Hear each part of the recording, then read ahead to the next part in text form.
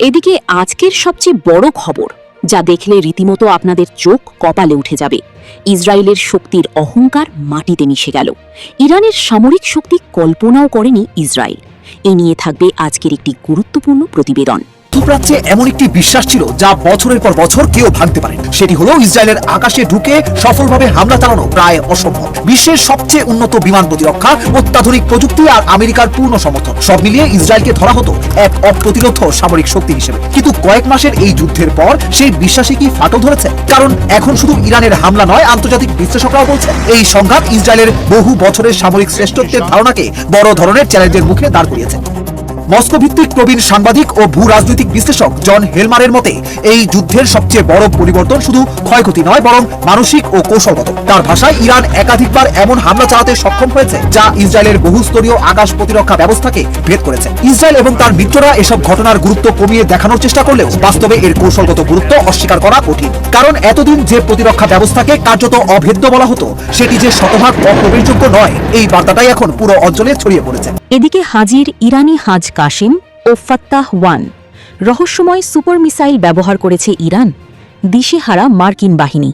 এ নিয়ে থাকবে আজকের একটি গুরুত্বপূর্ণ প্রতিবেদন। শাহেদের গর্জন, খোররাম শাহরের আঘাত, খেইবার শেখানের নির্ভুলতা, ঘাদরের পাল্লা, সৌমারের বিস্ময় আর সেজ্জিলের গতির পর এবার যুদ্ধক্ষেত্রে হাজ কাসেম আর ফাত্তা 1 ক্ষেপণাস্ত্র নিয়ে হাজির ইরান। খামেনির সেনাদের দাবি, ইতোমধ্যেই অপারেশন নাসর 2 এর মাধ্যমে ক্ষেপণাস্ত্র দুটির সক্ষমতার বার্তা পৌঁছে গেছে আমেরিকা ও এর মিত্র দেশগুলোর কাছে। ইরানের এমন শক্তিমত্তায় জোরালো হয়েছে গুঞ্জন। তাহলে কি ক্ষেপণাস্ত্রের নতুন যুগে প্রবেশ করেছে ইরান? উদ্ভাবন করেছে নতুন অস্ত্র তৈরির কৌশল। প্রতিপক্ষকে ঘায়েল করতে একটি মিসাইলের বুস্টার আর আরেকটি মিসাইলের ওয়ারহেড একসঙ্গে ব্যবহার করছে ইরান, এমনটাই ধারণা করছেন সামরিক বিশ্লেষকরা। ইতোমধ্যেই সামাজিক মাধ্যমে প্রকাশ পেয়েছে ইরানের ক্ষেপণাস্ত্র উৎক্ষেপণের ফুটেজ, যেখানে দেখা যায় অপারেশন নাসর 2-তে নতুন ধরনের ব্যালিস্টিক মিসাইল ব্যবহার করছে ইরান। এদিকে ট্রাম্পের সাথে সৌদি যুবরাজের ফোনালাপ, বেরিয়ে এলো চাঞ্চল্যকর তথ্য। এ নিয়ে থাকবে আজকের একটি গুরুত্বপূর্ণ প্রতিবেদন। একদিকে ভয়াবহ যুদ্ধ আর অন্যদিকে ধ্বংসের প্রহর গুনছিল পুরো একটা অঞ্চল। যে কোনো মুহূর্তে জ্বলে উঠতে পারত বিশ্বযুদ্ধের আগুন। ঠিক সেই মুহূর্তে পর্দার আড়ালে বেজে উঠল একটি ফোন কল, আর তাতেই যেন থমকে গেল পরাশক্তির রণহুঙ্কার। এরপর থেকেই জোরালো প্রশ্ন উঠছে ফোন আলাপের ভেতরের খবর নিয়ে, যা রাতারাতি বদলে দিল ট্রাম্পের সব হিসাব নিকাশ। এদিকে বন্ধুরাই ট্রাম্পের হাত ছেড়ে দিচ্ছেই ফসকে গেল যুদ্ধের নিয়ন্ত্রণ। মিত্রদের চোখে ব্যর্থ ডোনাল্ড ট্রাম্প। এনে থাকবে আজকের একটি গুরুত্বপূর্ণ প্রতিবেদন। যুদ্ধটা শুরু করেছিলেন মার্কিন প্রেসিডেন্ট ডোনাল্ড ট্রাম্প নিজেই, কিন্তু সেই যুদ্ধের নিয়ন্ত্রণ কি এখনো তারই হাতে? যদিও হোয়াইট হাউস বলছে সব পরিকল্পনা অনুযায়ী চলছে, কিন্তু পর্দার আড়ালের খবর সম্পূর্ণ ভিন্ন। ট্রাম্পের সবচেয়ে ঘনিষ্ঠ মিত্ররাই এখন উদ্বিগ্ন। তাদের আশঙ্কা, ইরানকে চাপে ফেলতে গিয়ে উল্টো নিজেই চাপে পড়েছেন মার্কিন প্রেসিডেন্ট। এমনকি কেউ কেউ বলছেন যুদ্ধের স্টিয়ারিং হুইল এখন আর ওয়াশিংটনের হাতে নেই, চলে গেছে তেহরানের হাতে। তাহলে কি যুদ্ধের আসল বোতামটাই ফসকে গেল ট্রাম্পের হাত থেকে? মিত্রদের চোখে কি ব্যর্থ ট্রাম্প? এদিকে বন্ধু ইরানের জন্য শক্তি দেখালো চীন। সাবমেরিন থেকে আমেরিকাকে চীনের লাল বার্তা। এনেই থাকবে আজকের একটি গুরুত্বপূর্ণ প্রতিবেদন। অকৃত্রিম বন্ধু ইরান যখন যুদ্ধের মাঝে, তখন চীন এক প্রায় বিরল শক্তির প্রদর্শন করলো।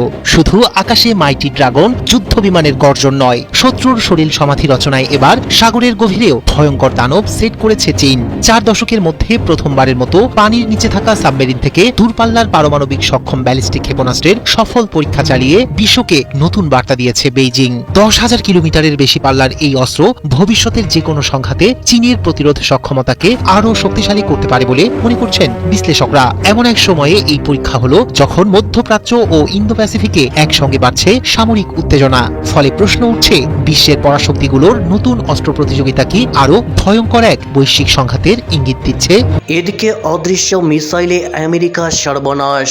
হাইব্রিড খেইবার শেখান যেন ধারালো তলোয়ার। এনেই থাকবে আজকের একটি গুরুত্বপূর্ণ প্রতিবেদন। ইরানের আইআরজিসি মিসাইলটি ছুড়ল কোনো এক গোপন লঞ্চের থেকে। টার্গেটের দিকে 1000 মাইল বেগে যাচ্ছে মিসাইল। আমেরিকান রাডার টের পেয়ে গেছে তার গতিবিধির খবর। তারাও তৈরি প্যাট্রিয়ট অথবা থার্ড ইন্টারসেপ্টর নিয়ে। রেড লাইন অতিক্রম করেই হঠাৎ ইরানি মিসাইলটির ওয়ারহেড গতি পরিবর্তন করলো। আমেরিকান ইন্টারসেপ্টর ধরতে ব্যর্থ হলো ইরানি মিসাইলকে। ইরানের সেই মিসাইল আঘাত হানলো মার্কিন লক্ষ্যবস্তুতে। এটি ইরানের সেই বহুল চর্চিত মিসাইল খেইবার শেখান, যেটি আর আটকাতেই পারছে না আমেরিকা ও তার দোসররা। খাইবারের সেই ইহুদি দুর্গ ধ্বংসকারী যুদ্ধের নামানুসারে তৈরি খেইবার শেখানের মূল রহস্য লুকিয়ে আছে তার গতিপথ পরিবর্তনের দক্ষতার ভেতরেই। যারা অ্যাক্টিভ প্রশ্ন করে আসছিলেন এতদিন ধরে যে ইরান প্রতিদিন কুয়েতে বাহরাইনে যে মার্কিন সামরিক ঘাঁটিগুলোতে আক্রমণ করছে এর ফলাফল কি? আমেরিকা তো ঘুরে আবার ইরানের উপরে হামলা করছে। ইরান কি আদৌ কিছু করতে পারছে আমেরিকা? যদি পারতো তাহলে আমেরিকা কেন মধ্যপ্রাচ্য থেকে পালিয়ে যাচ্ছে না? কোথা থেকে এসে আবার ইরানের উপরে আক্রমণ করছে? হ্যাঁ, এই সমস্ত প্রশ্ন কিন্তু আমরা এতদিন মুখোমুখি হচ্ছিলাম। আজ এই সব প্রশ্নের উত্তর দিতে আপনাদের সামনে দাঁড়িয়েছি আমরা পদাতিকের পক্ষে।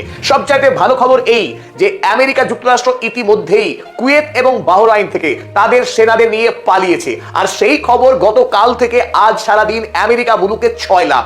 খোদ ডোনাল্ড ট্রাম্প রীতিমতো প্রশ্নের সম্মুখীন হয়েছেন, উত্তর দিতে পারেননি। প্রিয় দর্শক, আজকের এই প্রতিবেদনটা একটা প্রশ্ন দিয়ে শুরু করি। যে দেশ নিজেকে দুনিয়ার সবচেয়ে বড় সামরিক শক্তি বলে দাবি করে, সেই দেশের সেনাবাহিনী হঠাৎ মধ্যপ্রাচ্য থেকে গুটিয়ে নেওয়া হচ্ছে কেন? আর তার চেয়েও বড় প্রশ্ন, এই নিয়ে সরাসরি জিজ্ঞাসা করা হলে আমেরিকার প্রেসিডেন্ট ডোনাল্ড ট্রাম্প উত্তর দিতে অস্বীকার করলেন কেন? আজ 3রা আগস্ট আজকের আলোচনায় 3টে বিষয় থাকছে। 1, মধ্যপ্রাচ্য থেকে মার্কিন সেনা সরানোর খবর আর ট্রাম্পের রহস্যময় নীরবতা। 2, ইরান আকাশ থেকে নীরবে কার সাহায্য পাচ্ছে? আর 3, তেহরানে মার্কিন হামলার একটা নতুন ভিডিও যেখানে ইরান অত্যন্ত গুরুতর অভিযোগ তুলেছে। মধ্যপ্রাচ্যে এমন একটি বিশ্বাস ছিল যা বছরের পর বছর কেউ ভাঙতে পারে। সেটি হলো ইসরায়েলের আকাশে ঢুকে সফলভাবে হামলা চালানো প্রায় অসম্ভব। বিশ্বের সবচেয়ে উন্নত বিমান প্রতিরক্ষা, অত্যাধুনিক প্রযুক্তি আর আমেরিকার পূর্ণ সমর্থন, সব মিলিয়ে ইসরায়েলকে ধরা হতো এক অপ্রতিরোধ্য সামরিক শক্তি হিসেবে। কিন্তু কয়েক মাসের এই যুদ্ধের পর সেই বিশ্বাসই কি ফাটল ধরেছে? কারণ এখন শুধু ইরানের হামলা নয়, আন্তর্জাতিক বিশ্লেষকরাও বলছে এই সংঘাত ইসরায়েলের বহু বছরের সামরিক শ্রেষ্ঠত্বের ধারণাকে বড় ধরনের চ্যালেঞ্জের মুখে দাঁড় করিয়েছে। মস্কো ভিত্তিক প্রবীণ সাংবাদিক ও ভূ রাজনৈতিক বিশ্লেষক জন হেলমারের মতে এই যুদ্ধের সবচেয়ে বড় পরিবর্তন শুধু ক্ষয়ক্ষতি নয়, বরং মানসিক ও কৌশলগত। তার ভাষায়, ইরান একাধিকবার এমন হামলা চালাতে সক্ষম হয়েছে যা ইসরায়েলের বহুস্তরীয় আকাশ প্রতিরক্ষা ব্যবস্থাকে ভেদ করেছে। ইসরায়েল এবং তার মিত্ররা এসব ঘটনার গুরুত্ব কমিয়ে দেখানোর চেষ্টা করলেও বাস্তবে এর কৌশলগত গুরুত্ব অস্বীকার করা কঠিন। কারণ এতদিন যে প্রতিরক্ষা ব্যবস্থাকে কার্যত অভেদ্য বলা হতো, সেটি যে শতভাগ অপ্রবেশযোগ্য নয়, এই বার্তাটাই এখন পুরো অঞ্চলে ছড়িয়ে পড়েছে। আর এখানেই শেষ নয়। হেলমারের মতে যুদ্ধ যত এগিয়েছে তত স্পষ্ট হয়েছে ইসরায়েল একা এই সংঘাত দীর্ঘ সময় ধরে পরিচালনা করতে পারছে না। মার্কিন ক্ষেপণাস্ত্র প্রতিরক্ষা ব্যবস্থা, গোয়েন্দা তথ্য, অস্ত্র সরবরাহ এবং সামরিক সহায়তা ছাড়া ইসরায়েল ইরানের সামনে দাঁড়াতেই পারত। অন্যদিকে যুক্তরাষ্ট্রেরও এই যুদ্ধে বড় মূল্য দিতে হয়েছে। বিভিন্ন আন্তর্জাতিক বিশ্লেষণ বলছে কয়েক মাসের সংঘাতে বিপুল সংখ্যক প্যাট্রিয়ট, থার্ড, টমাহক এবং অন্যান্য উন্নত ক্ষেপণাস্ত্র ব্যবহার করতে হয়েছে। একদিকে যুদ্ধ চালিয়ে যেতে হবে, অন্যদিকে অস্ত্রের মজুদও ধরে রাখতে হবে। আর এখানেই ইরানের সবচেয়ে বড় কৌশলগত শক্তির কথা উঠে আসে। সেটি হলো হরমুজ প্রণালী। এই জলপথ ইরানের হাতে থাকা এমন একটি কৌশলগত চাপের কেন্দ্র যার প্রভাব সরাসরি বৈশ্বিক জ্বালানি বাজারে পড়ে। অন্যদিকে ইসরায়েল এখনো শক্তিশালী সামরিক সক্ষমতা ধরে রেখেছে। কিন্তু এই যুদ্ধ একটি বিষয় পরিষ্কার করে দিয়েছে, শুধু প্রযুক্তিগত শ্রেষ্ঠত্ব থাকলেই যুদ্ধের ফল নির্ধারণ করা যায় না। আর ইরান ইতোমধ্যেই পুরো মধ্যপ্রাচ্যের শক্তির ভারসাম্য বদলে ফেলেছে। এই যুদ্ধের সবচেয়ে বড় শিক্ষা হয়তো ধ্বংসস্তূপে নয়, বরং ভেঙে যাওয়া সেই ধারণায় যেখানে মনে করা হতো ইসরায়েলের সামরিক আধিপত্য কখনো চ্যালেঞ্জের মুখে পড়বে না। আর সবচেয়ে বড় হয়ে উঠছে একটি প্রশ্ন, যে সামরিক আধিপত্যকে এতদিন অটুট বলে মনে করা হতো, সেটি কি সত্যি আগের মতো আছে, নাকি ইরান এই যুদ্ধের মাধ্যমে মধ্যপ্রাচ্যের শক্তির সমীকরণে এমন এক নতুন বাস্তবতা তৈরি করেছে যা আর সহজে অস্বীকার করা যাবে না?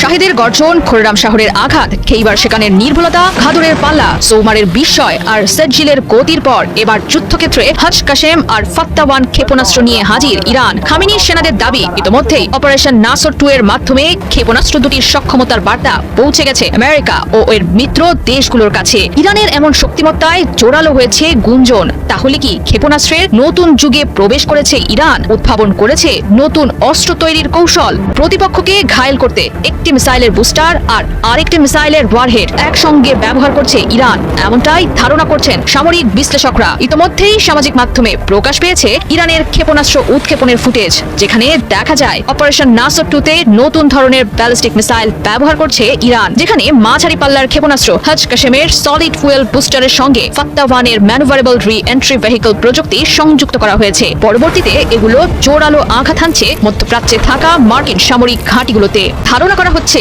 এর মাধ্যমে হজ কাশেমের শক্তিশালী বুস্টার এবং ফাত্তা-1 এর গতিপথ পরিবর্তনে সক্ষম ওয়ারহেডকে একসঙ্গে ব্যবহার করছে ইরান, যার ফলে ক্ষেপণাস্ত্রটি দূর পাল্লায় পৌঁছানোর পাশাপাশি শেষ মুহূর্তে সীমিতভাবে গতিপথ পরিবর্তন করতে পারে। ফলে প্রতিপক্ষের প্রতিরক্ষা ব্যবস্থার জন্য এটি বেশ কঠিন লক্ষ্যবস্তুতে পরিণত হয়। হজ কাশেম হাচকাশেম বুস্টারের সঙ্গে ফাত্তাওয়ানের ম্যানভারেবল রি-এন্ট্রি প্রযুক্তি সংযুক্ত করার মাধ্যমে কৌশলগতভাবে বাড়তি সুবিধা পাচ্ছে ইরান। কম খরচে তৈরি করতে পারছে নতুন ধরনের মিসাইল। একই প্রযুক্তি ব্যবহার করে সহজেই তৈরি করতে পারছে বিভিন্ন হামলার পরিকল্পনা। বিভিন্ন ধরনের মিসাইল একসঙ্গে ব্যবহার করে বিভ্রান্ত করে দিচ্ছে আমেরিকা ও এর মিত্রদের প্রতিরক্ষা ব্যবস্থাকে। তাছাড়া আগের তুলনায় অনেকাংশেই বৃদ্ধি পেয়েছে ইরানের দ্রুত হামলা চালানোর সক্ষমতা। ইরান বলছে চলতি বছরের জুলাই মাসে ইরানের ওপর মার্কিন হামলার জবাব দিতে অপারেশন নাসর 2 পরিচালনা করছে আইআরজিসির সেনারা, যেখানে ব্যবহার করা হয়েছে নতুন ধরনের সমন্বিত মিসাইল। লক্ষ্যবস্তু করেছে জর্ডান, কুয়েত, বাহরাইন সহ উপসাগরীয় অঞ্চলের মার্কিন সামরিক ঘাঁটিগুলোকে। হাচকাশেম ও ফাত্তাওয়ান একসঙ্গে ব্যবহারের ফলে আগের তুলনায় অনেকাংশেই চাপ বৃদ্ধি পেয়েছে যুক্তরাষ্ট্র ও এর মিত্রদের আকাশ প্রতিরক্ষা ব্যবস্থার উপর। কেননা ইরানের নতুন কৌশলের কারণে আগে থেকেই মিসাইলের পথ অনুমান করা অনেকটাই অসম্ভব হয়ে পড়েছে। এক প্রকার অকার্যকর হয়ে পড়েছে আমেরিকা সহ মার্কিন মিত্রদের প্যাট্রিয়ট 3 এর মতো অত্যাধুনিক আকাশ প্রতিরক্ষা ব্যবস্থা। ঝুঁকতে হচ্ছে অত্যন্ত ব্যয়বহুল প্রতিরক্ষা ক্ষেপণাস্ত্র ব্যবহারের উপর। একদিকে ভয়াবহ যুদ্ধ আর অন্যদিকে ধ্বংসের প্রহর গুনছিল পুরো একটা অঞ্চল। যে কোনো মুহূর্তে জ্বলে উঠতে পারত বিশ্বযুদ্ধের আগুন। ঠিক সেই মুহূর্তে পর্দার আড়ালে বেজে উঠল একটি ফোন কল, আর তাতেই যেন থমকে গেল পরাশক্তির রণহুঙ্কার। এরপর থেকে জোরালো প্রশ্ন উঠছে ফোন আলাপের ভেতরের খবর নিয়ে, যা রাতারাতি বদলে দিল ট্রাম্পের সব হিসাব নিকাশ। মার্কিন গণমাধ্যমের তথ্য অনুযায়ী ওয়াশিংটন ও ইসরায়েল যৌথভাবে ইরানের জ্বালানি অবকাঠামোতে হামলার চূড়ান্ত প্রস্তুতি নিচ্ছিল। তবে এরই মধ্যে ঘটে গেল এক নাটকীয় ঘটনা। বিশ্ব যখন ধরে নিয়েছে আর কোনো পথ খোলা নেই, ঠিক তখনই উল্টে গেল ঘটনার মোড়। আন্তর্জাতিক সংবাদ মাধ্যম আল জাজিরা তাদের এক বিশেষ প্রতিবেদনে সৌদি প্রেস এজেন্সির বরাতে জানিয়েছে, চরম উত্তেজনার সেই মুহূর্তে রিয়াদের রাজপ্রাসাদ থেকে সরাসরি ফোন যায় ওয়াশিংটনে। মার্কিন প্রেসিডেন্ট ডোনাল্ড ট্রাম্পের ফোনে তখন সৌদি যুবরাজ মোহাম্মদ বিন সালমানের কণ্ঠ। আল জাজিরার প্রতিবেদন অনুযায়ী সেই ফোন আলাপে যুবরাজ স্পষ্ট জানিয়ে দেন, মধ্যপ্রাচ্যকে আর কোনো বড় সংঘাতের নরকে ঠেলে দেয়া যাবে না। বুলেট কিংবা ক্ষেপণাস্ত্র নয়, আলোচনার টেবিলই পারে এই সংকটের সমাধান করতে। আর এর জন্য প্রথম শর্ত একটি স্থায়ী যুদ্ধবিরতি। এরপর যুবরাজের সেই কূটনৈতিক চাল কাজ করলো জাদুর মতো। সৌদি প্রেস এজেন্সির তথ্য অনুযায়ী মাত্র 24 ঘন্টার ব্যবধানে নিজের অবস্থান থেকে 180 ডিগ্রি ঘুরে গেলেন মার্কিন প্রেসিডেন্ট। ট্রাম্প নিজেই সংবাদ মাধ্যমকে ঘোষণা করলেন বাতিল করা হয়েছে ইরানের উপর পূর্ব পরিকল্পিত সেই বড় সামরিক হামলা। ডোনাল্ড ট্রাম্পের ভাষায় যুদ্ধের বদলে এখন টেবিলে এসেছে একটি চুক্তির রূপরেখা। একটি ফোন কলেই বদলে গেল বিশ্ব রাজনীতির গতিপথ। তবে প্রশ্ন থেকেই যায়, এই সাময়িক স্বস্তি কি মধ্যপ্রাচ্যে স্থায়ী শান্তি ফেরাতে পারবে, নাকি পর্দার আড়ালে তৈরি হচ্ছে নতুন কোনো সমীকরণ? যুদ্ধটা শুরু করেছিলেন মার্কিন প্রেসিডেন্ট ডোনাল্ড ট্রাম্প নিজেই, কিন্তু সেই যুদ্ধের নিয়ন্ত্রণ কি এখনো তারই হাতে? যদিও হোয়াইট হাউস বলছে সব পরিকল্পনা অনুযায়ী চলছে, কিন্তু পর্দার আড়ালের খবর সম্পূর্ণ ভিন্ন। ট্রাম্পের সবচেয়ে ঘনিষ্ঠ মিত্ররাই এখন উদ্বিগ্ন। তাদের আশঙ্কা, ইরানকে চাপে ফেলতে গিয়ে উল্টো নিজেই চাপে পড়েছেন মার্কিন প্রেসিডেন্ট। এমনকি কেউ কেউ বলছেন যুদ্ধের স্টিয়ারিং হুইল এখন আর ওয়াশিংটনের হাতে নেই, চলে গেছে তেহরানের হাতে। তাহলে কি যুদ্ধের আসল বোতামটাই ফসকে গেল ট্রাম্পের হাত থেকে? মিত্রদের চোখে কি ব্যর্থ ট্রাম্প? শুরুতে পরিকল্পনা ছিল একেবারে পরিষ্কার, টমাহক ক্ষেপণাস্ত্রের দ্রুত হামলা, ইরানের সামরিক সক্ষমতায় বড় ধাক্কা, তারপর বিজয়ের ঘোষণা। অনেকটা আগের সীমিত সামরিক অভিযানের মতোই। ট্রাম্পের মিত্ররাও ভেবেছিলেন কয়েকদিনেই সব শেষ হয়ে যাবে, কিন্তু 2 সপ্তাহ না পেরোতেই হোয়াইট হাউসের ভেতরে নতুন হিসাব। ট্রাম্পের ঘনিষ্ঠ এক ব্যক্তির স্বীকারোক্তি, মাঠের লড়াইয়ে আমরা ইরানকে আঘাত করেছি, কিন্তু আসল কার্ড ইরানের হাতেই। অর্থাৎ যুদ্ধ কতদিন চলবে, যুক্তরাষ্ট্রকে শেষ পর্যন্ত স্থলবাহিনী নামাতে হবে কিনা, এসব নির্ধারণ করছে ইরানের প্রতিটি পদক্ষেপ। ইরান বেছে নিয়েছে ভিন্ন কৌশল। সরাসরি বড় যুদ্ধ নয়, হরমুজ প্রণালীতে বাণিজ্যিক জাহাজে চাপ। তেলের দাম $70 থেকে $100 পৌঁছেছে। যুক্তরাষ্ট্রেও বেড়েছে জ্বালানির দাম। অর্থাৎ যুদ্ধের চাপ এখন শুধু যুদ্ধক্ষেত্রে নয়, ট্রাম্পের রাজনীতিতেও। হোয়াইট হাউস অবশ্য দাবি করছে অভিযান সফল, কিন্তু একই সময় নতুন সেনা পাঠানো হচ্ছে মধ্যপ্রাচ্যে। প্রায় 2000 মেরিন অ্যাম্ফিবিয়াস আক্রমণ সক্ষমতা, বন্দর দখল থেকে সীমিত স্থল অভিযান, সব প্রস্তুতি। এতেই প্রশ্ন উঠছে, যদি সবকিছু নিয়ন্ত্রণেই থাকে, তাহলে এত বড় সামরিক প্রস্তুতির কি প্রয়োজন? ট্রাম্পের আমেরিকা ফার্স্ট শিবিরও এখন বিভক্ত। তাদের বক্তব্য, স্থলযুদ্ধে নামা মানেই হবে সেই দীর্ঘ মধ্যপ্রাচ্যের যুদ্ধে জড়িয়ে পড়া, যে যুদ্ধের বিরুদ্ধে দাঁড়িয়েই ট্রাম্প রাজনীতি করেছেন। তাদের পরামর্শ, সাইবার হামলা চালান, প্রয়োজনে মিত্র নৌবাহিনী ব্যবহার করুন, কিন্তু মার্কিন সেনাকে ইরানের মাটিতে নামাবেন না। একবার সেনা নামলে ফিরে আসার পথ আর সহজ থাকবে না। অকৃত্রিম বন্ধু ইরান যখন যুদ্ধের মাঝে, তখন চীন এক প্রায় বিরল শক্তির প্রদর্শন করল। শুধু আকাশে মাইটি ড্রাগন যুদ্ধ বিমানের গর্জন নয়, শত্রুর সলিল সমাধি রচনায় এবার সাগরের গভীরেও ভয়ঙ্কর দানব সেট করেছে চীন। 4 দশকের মধ্যে প্রথমবারের মতো পানির নিচে থাকা সাবমেরিন থেকে দূরপাল্লার পারমাণবিক সক্ষম ব্যালিস্টিক ক্ষেপণাস্ত্রের সফল পরীক্ষা চালিয়ে বিশ্বকে নতুন বার্তা দিয়েছে বেইজিং। 10,000 কিলোমিটারের বেশি পাল্লার এই অস্ত্র ভবিষ্যতের যে কোনো সংঘাতে চীনের প্রতিরোধ সক্ষমতাকে আরও শক্তিশালী করতে পারে বলে মনে করছেন বিশ্লেষকরা। এমন এক সময়ে এই পরীক্ষা হলো যখন মধ্যপ্রাচ্য ও ইন্দো প্যাসিফিকে একসঙ্গে বাড়ছে সামরিক উত্তেজনা। ফলে প্রশ্ন উঠছে, বিশ্বের পরাশক্তিগুলোর নতুন অস্ত্র প্রতিযোগিতা কি আরো ভয়ঙ্কর এক বৈশ্বিক সংঘাতের ইঙ্গিত দিচ্ছে? মধ্যপ্রাচ্যে ইরানকে ঘিরে উত্তেজনা, ইউরোপে ইউক্রেন যুদ্ধ, আর ঠিক সেই সময়ই প্রশান্ত মহাসাগরে নতুন শক্তির বার্তা দিল চীন। যখন একসঙ্গে একাধিক ফ্রন্টে সামরিক চাপ সামলাচ্ছে আমেরিকা, ঠিক তখন অচলায়তন ভেঙে প্রথম আন্তর্জাতিক উন্মুক্ত জলসীমায় সাবমেরিন থেকে দূরপাল্লার ব্যালিস্টিক ক্ষেপণাস্ত্রের পরীক্ষা চালিয়েছে বেইজিং। দক্ষিণ চীন সাগর থেকে প্রশান্ত মহাসাগরের উন্মুক্ত অংশে পরিচালিত এই পরীক্ষায় ব্যবহার করা হয়েছে জুলাং সিরিজের সাবমেরিন ভিত্তিক ব্যালিস্টিক ক্ষেপণাস্ত্র, যা বিশ্লেষকদের মতে চীনের পারমাণবিক প্রতিরোধ সক্ষমতায় একটি গুরুত্বপূর্ণ অগ্রগতি। এই পরীক্ষায় সবচেয়ে গুরুত্বপূর্ণ দিক হল ক্ষেপণাস্ত্রটি পানির নিচে অবস্থানরত সাবমেরিন থেকে উৎক্ষেপণ করা হয়েছে। স্থলভিত্তিক ক্ষেপণাস্ত্র ঘাঁটির অবস্থান অনেক সময় শনাক্ত করা সম্ভব হলেও গভীর সমুদ্রে টহলরত একটি পারমাণবিক সাবমেরিন খুঁজে বের করা অত্যন্ত কঠিন। ফলে যে কোনো আগাম হামলার পরও পাল্টা পারমাণবিক আঘাত হানার সক্ষমতা আরও শক্তিশালী হয়েছে বলে মনে করা হচ্ছে। জুলাং 3 ক্ষেপণাস্ত্রের পাল্লা 10,000 কিলোমিটারেরও বেশি বলে বিভিন্ন আন্তর্জাতিক প্রতিরক্ষা বিশ্লেষণে উল্লেখ করা হয়েছে। অর্থাৎ চীনের উপকূলীয় জলসীমা কিংবা দক্ষিণ চীন সাগরের নিরাপদ অবস্থান থেকেই দূরবর্তী লক্ষ্যবস্তুতে আঘাত হানার সক্ষমতা অর্জনের বার্তা দিচ্ছে বেইজিং। এই ধরনের সক্ষমতা একটি দেশের পারমাণবিক প্রতিরোধ কৌশলে গুরুত্বপূর্ণ ভূমিকা পালন করে। ইরানের আইআরজিসি মিসাইলটি ছুড়ল কোনো এক গোপন লঞ্চের থেকে। টার্গেটের দিকে 1000 মাইল বেগে যাচ্ছে মিসাইল। আমেরিকান রাডার টের পেয়ে গেছে তার গতিবিধির খবর। তারাও তৈরি প্যাট্রিয়ট অথবা থার্ড ইন্টারসেপ্টর নিয়ে। রেড লাইন অতিক্রম করেই হঠাৎ ইরানি মিসাইলটির ওয়ারহেড গতি পরিবর্তন করলো। আমেরিকান ইন্টারসেপ্টর ধরতে ব্যর্থ হলো ইরানি মিসাইলকে। ইরানের সেই মিসাইল আঘাত হানলো মার্কিন লক্ষ্যবস্তুতে। এটি ইরানের সেই বহুল চর্চিত মিসাইল খেইবার শেকান, যেটি আর আটকাতেই পারছে না আমেরিকা ও তার দোসররা। খাইবারের সেই ইহুদি দুর্গ ধ্বংসকারী যুদ্ধের নামানুসারে তৈরি খেইবার শেকানের মূল রহস্য লুকিয়ে আছে তার গতিপথ পরিবর্তনের দক্ষতার ভেতরেই।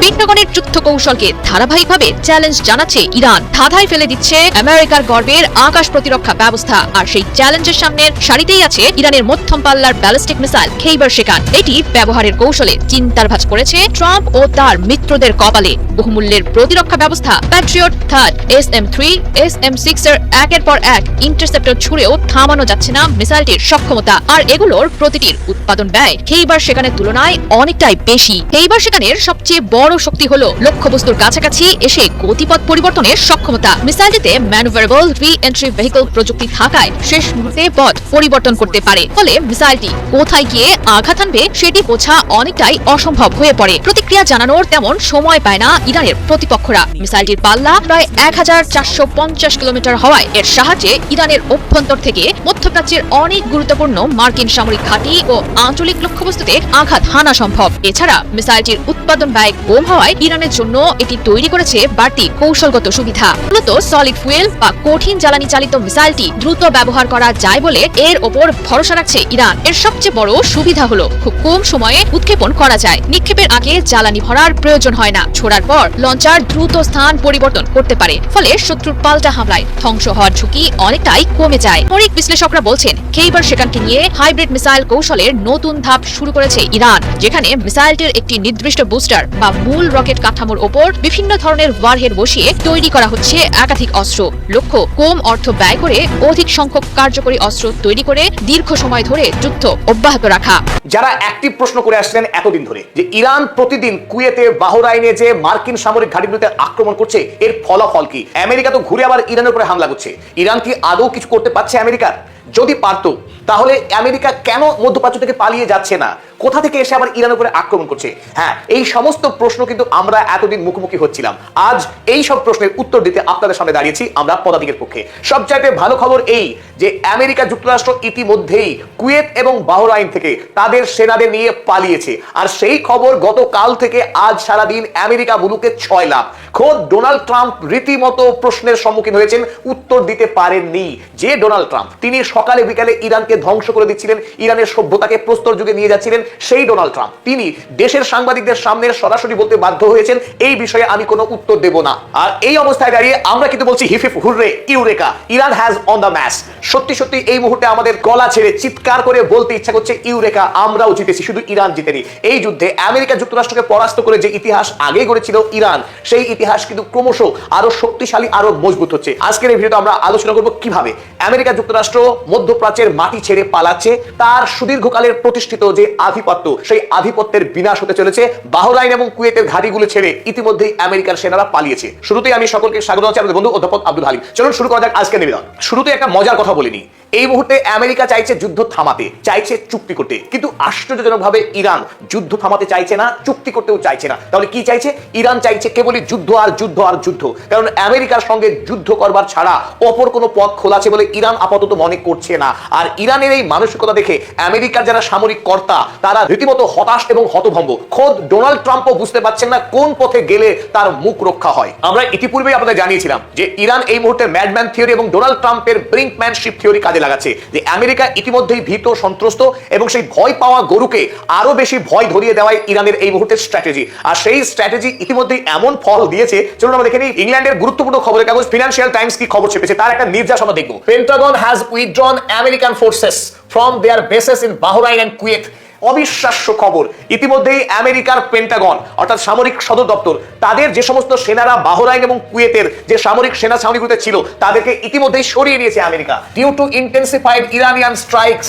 ইরান সাম্প্রতিক সময়ে কুয়েত এবং বাহরাইনে যে তীব্র আক্রমণ শুরু করেছে তার জেরেই আমেরিকার সামরিক দপ্তরের এই সিদ্ধান্ত গ্রহণ করা। American troops transfer to Israel and Europe. একেবারে ইরানের সন্নিকটে অবস্থিত যে দুটি দ্বীপরাষ্ট্র, ক্ষুদ্র যে দ্বীপরাষ্ট্র কুয়েত এবং বাহরাইন, সেই দুটি রাষ্ট্রের যত মার্কিন সেনা ছিল তাদের অধিকাংশকেই ইতিমধ্যে আমেরিকা হয় ইসরায়েলে নতুবা ইউরোপে স্থানান্তরিত করতে বাধ্য হয়েছে।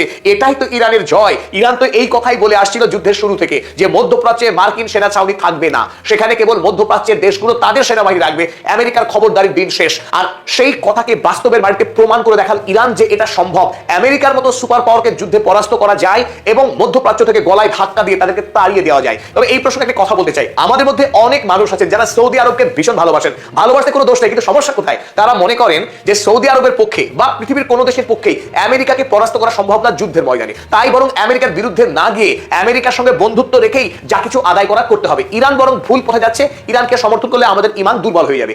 এই ভাবনা যে কতটা ঠুনকো ছিল সেটা ইরান প্রমাণ করে দেখালো যে আমেরিকার হাতে পায়ে ধরে আমেরিকার দাসত্ব প্রভুত্বকে মেনে নিয়ে বেঁচে থাকার কোনো অর্থই হয় না। যদি জীবন থাকে সেই জীবনকে আমেরিকার বিরুদ্ধে লড়াই করে তাকে পরাস্ত করার মধ্য দিয়ে জীবনের সার্থকতা, আত্মত্যাগের মধ্য দিয়ে মহত্ব অনুভব করা যায়, সেই কথা কিন্তু ইরান প্রমাণ করে দেখালো বিশ্ববাসীর কাছে। এর পাশাপাশি আমরা অপর গুরুত্বপূর্ণ একটি মতামত পেয়েছি জো কেন্টের। আপনারা ছবি দেখছেন আমেরিকার ফরমার কাউন্টার টেরোরিজমের হেড যিনি ছিলেন জো কেন্ট, ডোনাল্ড ট্রাম্পের সঙ্গে সাম্প্রতিক সময়ে মতবিরোধের কারণে তিনি তার চাকরি ছেড়েছেন। ছাড়লেও আমেরিকার সামরিক দপ্তরের হারির খবর তিনি সবটুকু জানেন। সেই মানুষ জো কেন্ট তিনি কি বলেন দেখুন, we need to accept that we can't use military forces to open the strait of Hormuz. একটি কথা আমাদের মেনে নেওয়া দরকার যে শক্তি প্রয়োগ করে আমরা ইরানের হরমুজ প্রণালীকে মুক্ত করতে পারবো না, খুলতে পারবো না। খোদ তিনি বলছেন যে এটা আমাদের পক্ষে সম্ভব না, without catastrophic escalation into a bloody years long war. আর সেটা যদি আমরা করতে যাই, হরমুজ প্রণালী যদি খুলতে যাই, আমাদেরকে একটি ধ্বংসাত্মক বেশ কয়েক বছর ধরে একটা রক্তাক্ত যুদ্ধ লড়তে হবে। সুতরাং তিনি কি মতামত দিলেন, now is the time for president Trump to pull our troops out of the region. সুতরাং এটাই ডোনাল্ড ট্রাম্পের জন্য আদর্শ সময়, মধ্যপ্রাচ্য থেকে সেনাবাহিনীকে সরিয়ে নিয়ে আসা। আর সেই কাজ ইতিমধ্যেই গোপনে ডোনাল্ড ট্রাম্প সম্পন্ন করেছেন, তার অনেকটাই। এখন স্বাভাবিকভাবেই প্রশ্ন উঠতে পারে ডোনাল্ড ট্রাম্প কেন এই ধরনের লজ্জাজনক অপমানজনক সিদ্ধান্ত গ্রহণ করলেন যে বাহরাইন এবং কুয়েত যে গোটা ক্ষুদ্র দুটি রাষ্ট্র, সেই রাষ্ট্রতে মার্কিন সেনাতে মুড়ে দেওয়া ছিল, সেখান থেকে হঠাৎ করে কেন মার্কিন সেনাদেরকে ইসরায়েলে ইউরোপে নিয়ে পালালেন? তার অন্যতম বড় কারণ এই যে এই দুটি রাষ্ট্রই ইরানের খুব সন্নিকটে অবস্থিত এবং ইরান অল্প সময়ের মধ্যেই ড্রোন এবং মিসাইল দিয়ে এই সামরিক ঘাঁটিগুলোতে লাগাতার আক্রমণ চালাচ্ছে। বিশেষ করে কুয়েতের Ali Salem airbase, camp Arifjan, camp Buehring, এই ধরনের মার্কিন ঘাঁটিগুলোতে আক্রমণ চালিয়েছে। অনুরূপভাবে বাহরাইনের ফিফথ ফ্লিট এবং খালিফা বিন সালমান পোর্ট, এই কতগুলো মার্কিন ঘাঁটিকে লক্ষ্য করে ইরান লাগাতার আক্রমণ চালিয়েছে গত কয়েক মাস ধরে। ফলে এই সমস্ত সামরিক ঘাঁটিগুলোতে যতটা মার্কিন সামরিক পরিকাঠামো ছিল তার সিংহভাগই ধূলিসাৎ হয়েছে, নষ্ট হয়েছে। তবে তার জন্য কিন্তু আমেরিকা ছেড়ে পালাচ্ছে না, পালাচ্ছে যেটা তার মূল কারণ হলো যে আর্লি ওয়ার্নিং সিস্টেম। মধ্যপ্রাচ্য তথা গোটা পৃথিবীর যত মার্কিন ঘাঁটি রয়েছে সেই ঘাঁটিগুলিতে যদি কোনো শত্রুপক্ষ আক্রমণ করে তৎক্ষণাৎ আমেরিকার সেনাবাহিনী তার সংবাদ পেয়ে যায় তার রেডার সিস্টেমের দ্বারা, আর্লি ওয়ার্নিং সিস্টেমের দ্বারা। কিন্তু কুয়েতে সাম্প্রতিক সময়ে তার যতগুলো এরকম আর্লি ওয়ার্নিং সিস্টেম ছিল, ইরান ড্রোন হামলা করে, মিসাইল হামলা করে তাকে দফা রফা করে দিয়েছে। ফলে ইরান থেকে কুয়েতের মধ্যে দূরত্ব যখন খুবই সামান্য, 3 বা 4 মিনিটের মধ্যেও মিসাইল হামলা হয়ে যেতে পারে, সেখানে মার্কিন সৈন্যদের প্রাণের ঝুঁকি কিন্তু অনেকখানি বেড়ে গেছে, যেহেতু সমস্ত আর্লি ওয়ার্নিং সিস্টেম এখন বিকল। দেখুন এই যে লাল রং দেখছেন আপনারা, এটা কুয়েত, আর এই হচ্ছে সবুজ ইরান। এখান থেকে এই যে দূরত্ব, অতি সামান্য দূরত্ব, যে কোনো সময়ে ইরানের যে কোনো অংশ থেকে যদি আক্রমণ করা হয়, সেই আক্রমণ আসতে পড়তে খুব একটা সময় লাগবে না। তাই মার্কিন সৈন্যরা এই কুয়েতে কিন্তু একেবারেই নিরাপদ নয়। অতএব এখান থেকে এবার ইসরায়েল কিংবা জর্ডান কিংবা ইউরোপ সরে পালানো ছাড়া পথ নেই। আমরা দেখুন এই যে ছবি দেখছেন র্যাডার, এগুলোকে বলে আর্লি ওয়ার্নিং সিস্টেম। এর নাম ধরুন ASR 1000 এল ব্যান্ড র্যাডার।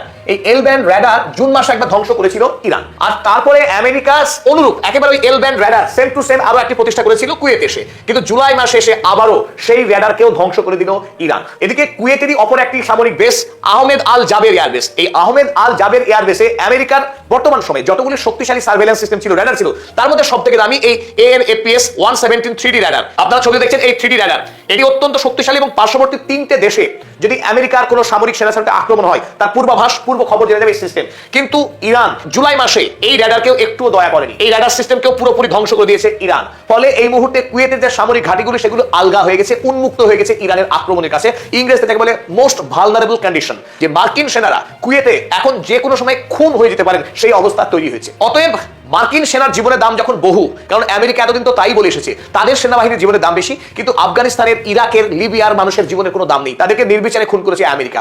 আজ ইতিহাস বদলে গেছে। অতএব ছেড়ে দেওয়া কেঁদে বাঁচা অবস্থা, মার্কিন সেনারা এবার কুয়েত ছেড়ে পালাচ্ছে। যে কুয়েতকে একটা সময়ে সাদ্দাম হুসাইনের হাত থেকে মুক্ত করেছিল, যে কুয়েতকে আমেরিকা স্বাধীনতা দিয়েছিল, সেই কুয়েতে স্বাধীনভাবে আমেরিকার সেনারা আর থাকতে পারছে না, নেপথ্যে ইরান। চলুন তাহলে এবার দেখে নিই যে আসলে ইরান কি চাইছে। অবশ্যই ইরান চাইছে মধ্যপ্রাচ্যে, অর্থাৎ ইরানের খুব সংলগ্ন কাছাকাছি যতগুলো মার্কিন সেনা ছাউনি রয়েছে সেই সমস্ত সেনা ছাউনি যেন আমেরিকা অবিলম্বে সরিয়ে নিয়ে পালায়, আর যদি না পালায় ইরান তাকে দায়িত্ব নিয়ে ধ্বংস করে দেবে। দেখুন ইরানের সন্নিকটে কুয়েত রয়েছে, ফুললি আমেরিকার দ্বারা পরিচালিত 5টি গুরুত্বপূর্ণ সামরিক সেনা ছাউনি রয়েছে এখানে আমেরিকার। যেমন আমরা নাম করেছি ক্যাম্প আরিফ জান, বুহেরিং, আলী আল সালেম এয়ারবেস, আহমেদ আল জাবের এয়ারবেস এবং প্যাট্রিয়ট এবং সুপারহেড। এই মোটামুটি যে সামরিক বেসগুলো রয়েছে আমেরিকার, এই বেস প্রত্যেকটি আমেরিকার দ্বারা পরিচালিত এবং ইরানের খুব সন্নিকটে অবস্থিত। তাই ইরান চায় না যে এখানে আমেরিকার সামরিক ঘাঁটি থাকুক। পাশাপাশি বাহরাইন, এই অতি ক্ষুদ্র দ্বীপরাষ্ট্র, মাত্র 48 কিলোমিটার দৈর্ঘ্য এবং প্রস্থে মাত্র 16 কিলোমিটার, অথচ এখানেই আমেরিকার 3টে সামরিক সেনা ছাউনি রয়েছে, যার মধ্যে সবথেকে উল্লেখযোগ্য fifth fleet, navy fifth fleet. সেই নেভি ফিফথ ফ্লিট, পাশে ইসা এয়ারবেস, কাতারে একটি রয়েছে এরকম মার্কিন পরিচালিত সেনা ছাউনি,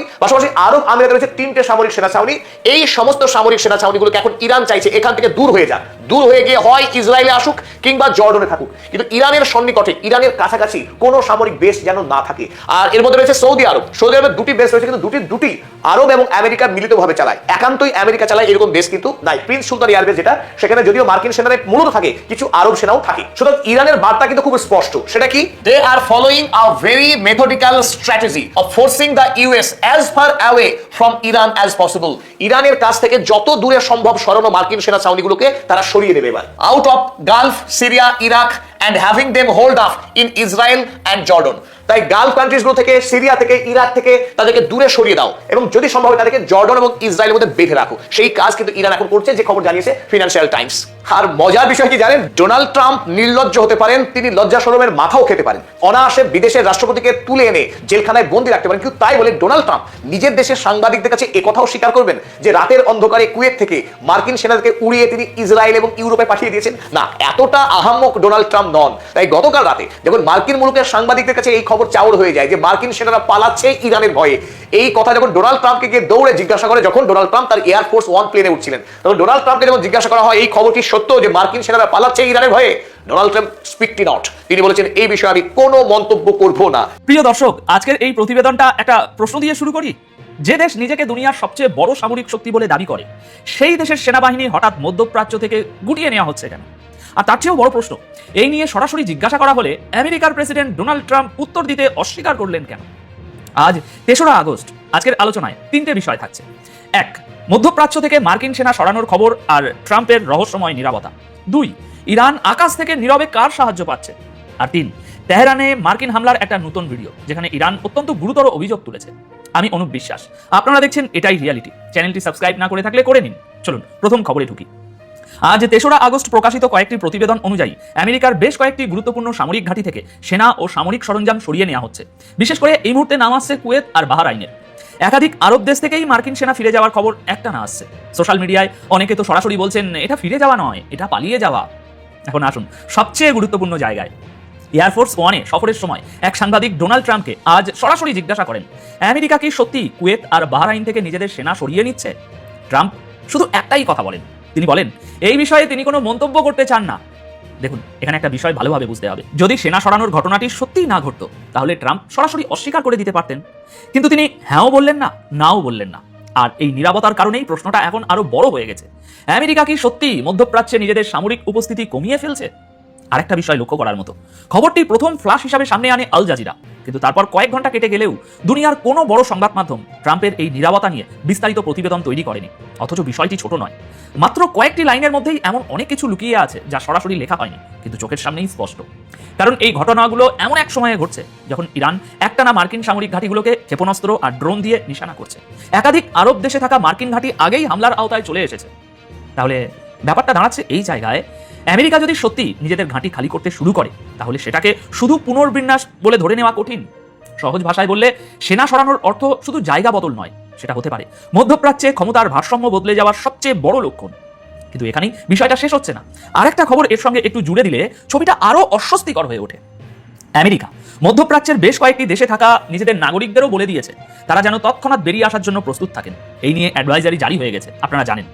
অর্থাৎ একদিকে নাগরিকদের সতর্ক করা হচ্ছে, অন্যদিকে ধীরে ধীরে সেনা সরানো হচ্ছে।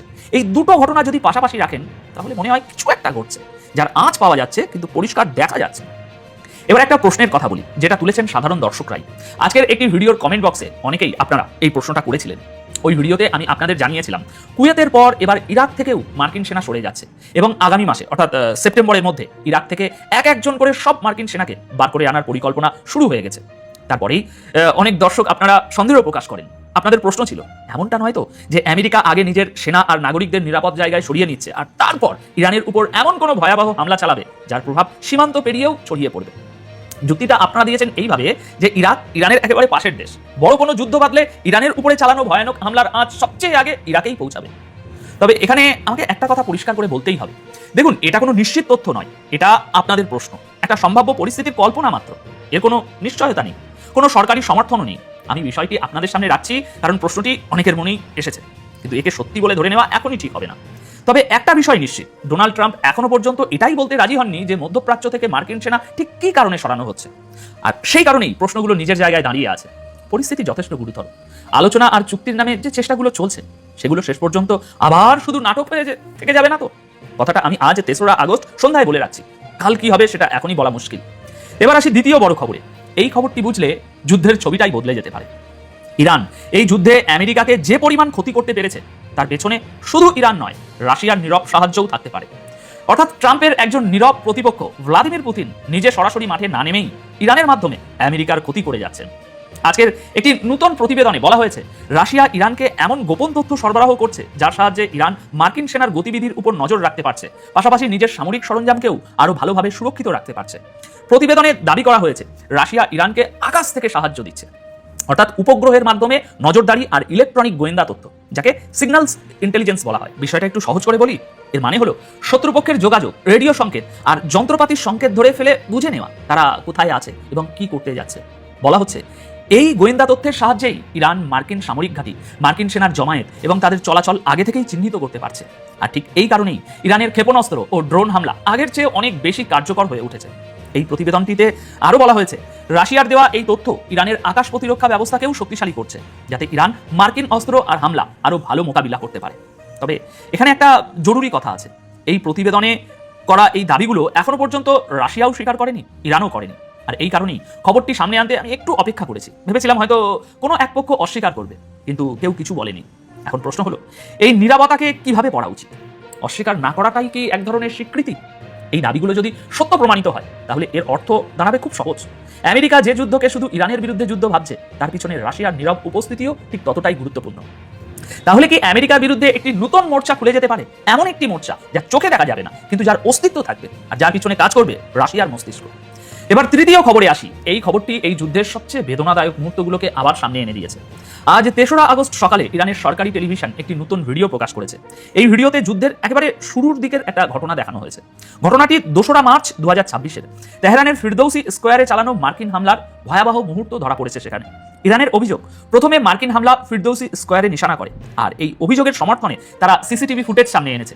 এরপর যা ঘটেছে বলে দাবি করা হচ্ছে সেটাই সবচেয়ে গুরুতর।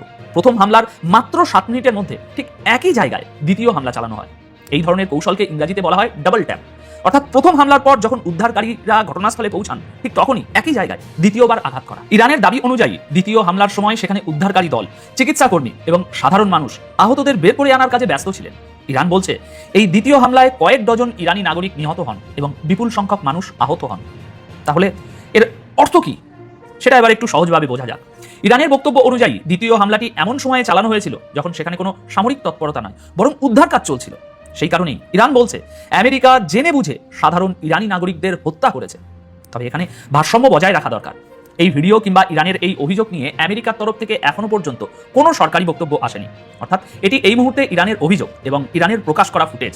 আমেরিকার পক্ষ থেকে এর সমর্থন বা খণ্ডন কোনোটাই আসেনি। তবু এই ভিডিও একটি পুরনো প্রশ্নকে আবারও জীবিত করে তুলেছে। এই যুদ্ধে আসল নিশানা আসলে কে ছিল, আর সবচেয়ে বড় মূল্য চোকালো কারা? এবার সব মিলিয়ে ছবিটা এক জায়গায় রাখছি যাতে সম্পূর্ণ ছবিটা আরো পরিষ্কার হয় আপনাদের চোখে।